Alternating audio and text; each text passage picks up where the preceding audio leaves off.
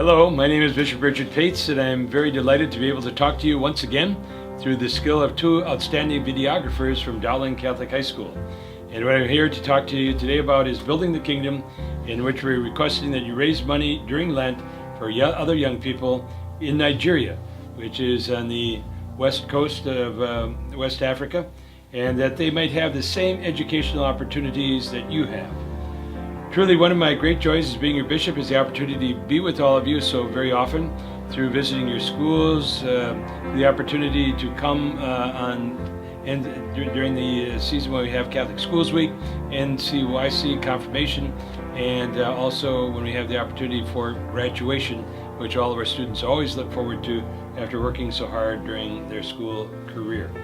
I believe that the future is really bright because you, the young church, are so vibrant and alive, and really enjoy your friendship, the opportunity to give me a great deal of energy and hope for the future.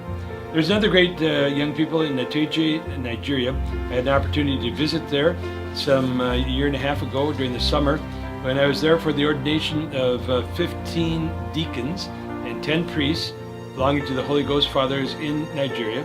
They are the same order that 4 priests who have been working with us here in the Diocese of Des Moines for some 20 years. And so the Provincial of the Order invited me to have the great opportunity to do these ordinations, and I thoroughly enjoyed it, and especially the warm welcome and the wonderful spirit. There is dancing, there is singing, there is immense great joy among the people. One of the places, though, I did visit in Nteje, Nigeria, was the seminary. And this is a high school seminary, so I believe it has about 1,000 students. So it's a large operation. And during high school that they complete their studies, and I would say that a number of them go on to study in the priesthood, but probably a considerable greater number go on to other careers. So what we're doing is educating for priesthood, but we're also helping the people in Nigeria itself to educate for a broader scale of people who someday will be of service to the people of Nigeria in their own very well way because they have been educated at this wonderful seminary. When I first came to the seminary, it was in shambles, unfortunately, and through our gifts of last year, they have made tremendous improvements, and we're extraordinarily grateful for that. And they asked me to thank you because it was your relationship with them, you're getting together with them, that made all of the difference. And so it's been suggested to me that perhaps this could be an annual opportunity for us to work together at 17 schools, the Catholic schools, as well as the religious education programs in our schools, to once again, as a group, Des Moines, very strong, hanging together, providing benefit for that school in Nigeria. They still have a long ways to go. All sorts of cracked buildings, cracked walls, bathrooms, dormitories, all of that sort of thing need extensive repair. And it is through your energy that this will truly happen. The other thing to keep in mind is that when you spend $1 in Nigeria, it's equivalent to spending $10 in the United States. That is the value that they receive from the donations that we give to them. So you see, you can do so much more, stretch your dollars more, because of what valuable help that you can provide for them.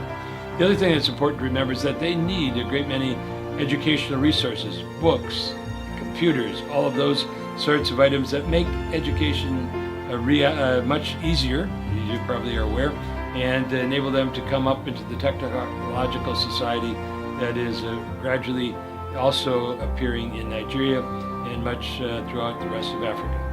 So there's one group of young people up at Elkhart, St. Mary's Elkhart, that have already, through the religious education classes, raised over $500. And Lent hasn't even started, so we're off to a great start again this year, and particularly because of the initiative of these young people to identify with the young people in Nigeria.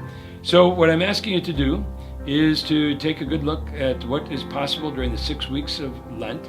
The goal this year is a little bit of a stretch goal, $50,000, which is a huge amount of money, but you would multiply that by 10 of the benefit that it's really going to have for all of us in Nigeria.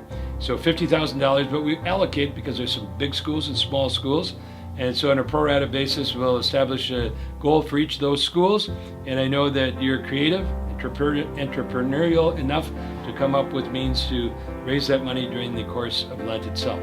And it's a sacrifice that goes forth to really help other people.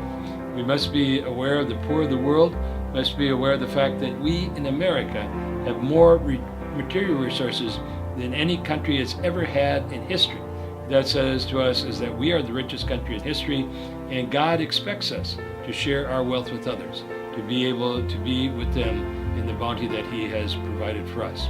So thanks ever so much, my good friends, for thinking about this, for the hard work that you're going to put into it, and perhaps someday you and one of you and I can go down to Nigeria to see firsthand what's occurring in the tremendous good you've done.